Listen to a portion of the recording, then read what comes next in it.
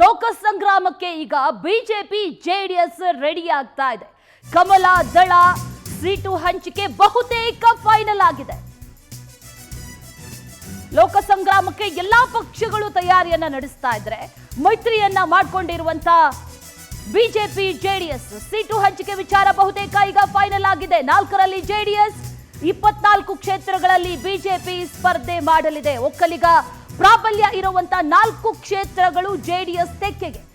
ರಾಜ್ಯಕ್ಕೆ ಅಮಿತ್ ಶಾ ಭೇಟಿಯನ್ನ ನೀಡ್ತಾ ಇದ್ದಾರೆ. ಆ ಭೇಟಿಯ ನಂತರ ಅಧಿಕೃತವಾಗಿ ಘೋಷಣೆ ಆಗುತ್ತೆ. ಮಂಡ್ಯ, ಹಾಸನ, ಚಿಕ್ಕಬಳ್ಳಾಪುರ, ಕೋಲಾರ ಜೆಡಿಎಸ್ ಪಾಲಾಗಿದೆ. ಒಕ್ಕಲಿಗ ಪ್ರಾಬಲ್ಯ ಇದೆ. ಮಂಡ್ಯ, ಹಾಸನ ಪಡೆಯುವಲ್ಲಿ ದಳಪತಿಗಳು ಸಕ್ಸಸ್ ಆಗಿದ್ದಾರೆ. ಪಟ್ಟು ಹಿಡಿದಿದ್ರು ಮಂಡ್ಯ, ಹಾಸನ ಈ ಬಾರಿ ಜೆಡಿಎಸ್ಗೆ ಬೇಕೇ ಬೇಕು.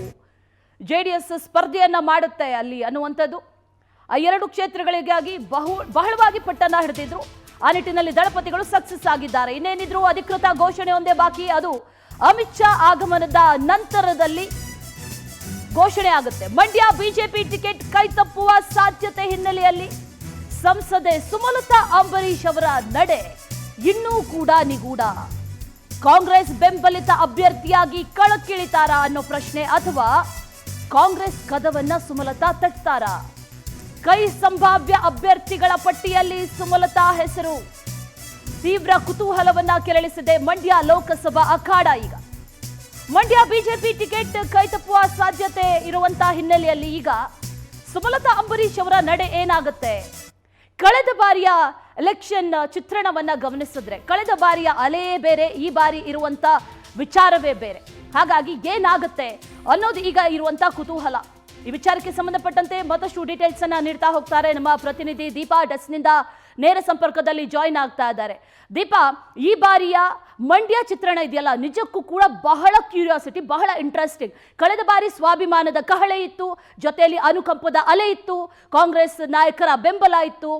ಈ ಬಾರಿ ಅದ್ಯಾವುದೂ ಇಲ್ಲ, ಅದ್ಯಾವುದೂ ಇರದೆ ಸಂಸದೆ ಸುಮಲತಾ ಅವರ ನಡೆ ಏನಾಗುತ್ತೆ? ಕಾಂಗ್ರೆಸ್ಗೆ ಸೇರ್ತಾರಾ, ಅಥವಾ ಕಾಂಗ್ರೆಸ್ ಇಂದ ಟಿಕೆಟ್ ತಗೊಳ್ತಾರಾ, ಅಥವಾ ಪಕ್ಷೇತರರಾಗೇ ನಿಲ್ತಾರಾ, ಏನಾಗುತ್ತೆ ಅನ್ನುವಂತ ಒಂದಷ್ಟು ಕ್ಯೂರಿಯಾಸಿಟಿ ಅಂತೂ ಖಂಡಿತವಾಗ್ಲೂ ಇದೆ. ದೀಪಾ, ಏನೇನು ಡೀಟೇಲ್ಸ್ ಇದೆ? ಅಶ್ವಿನಿ, ನಿಜ, ಬಹುತೇಕವಾಗಿ 4 ಕ್ಷೇತ್ರಗಳನ್ನ ಬಿಜೆಪಿ ಜೆಡಿಎಸ್ಗೆ ಬಿಟ್ಟುಕೊಡೋದಿಕ್ಕೆ ರೆಡಿಯಾಗಿದೆ ಅನ್ನುವಂತಹ ಮಾಹಿತಿ ಲಭ್ಯ ಆಗಿರುವಂಥದ್ದು. ಅಮಿತ್ ಶಾ ಏನು ರಾಜ್ಯಕ್ಕೆ ಬರ್ತಾರೆ ಅಂದು ಅಧಿಕೃತ ಘೋಷಣೆ ಆಗುವಂತಹ ಸಾಧ್ಯತೆಗಳು ಕೂಡ ಇದೆ. ಅದರಲ್ಲಿ ಪ್ರಮುಖವಾಗಿ ಹಾಸನ, ಮಂಡ್ಯ, ಕೋಲಾರ ಮತ್ತೆ ಬೆಂಗಳೂರು ಗ್ರಾಮಾಂತರ ಅಂತ ಹೇಳಲಾಗ್ತಿದೆ. ಹಾಗಾಗಿ ಮಂಡ್ಯದ ಚಿತ್ರಣ ಏನಾಗುತ್ತೆ? ಯಾಕಂದ್ರೆ ಹಿಂದೆ ಇದೇ ಕುಮಾರಸ್ವಾಮಿ ಅವರ ಪುತ್ರ ನಿಖಿಲ್ ಕುಮಾರಸ್ವಾಮಿ ಅವರು ಅಲ್ಲಿ ನಿಂತಿದ್ರು, ಸೋತಿದ್ರು. ಸ್ವಾಭಿಮಾನದ ಮತ ಸುಮಲತಾ ಅಂಬರೀಶ್ ಅವರಿಗೆ ಸಿಕ್ಕಿತ್ತು. ಆದರೆ ಈ ಬಾರಿ ಸ್ವಾಭಿಮಾನದ ಮತ ಕೈ ಹಿಡಿಯುತ್ತಾ ಅನ್ನುವಂತಹ ಪ್ರಶ್ನೆ ಕೂಡ ಎದುರಾಗಿದೆ.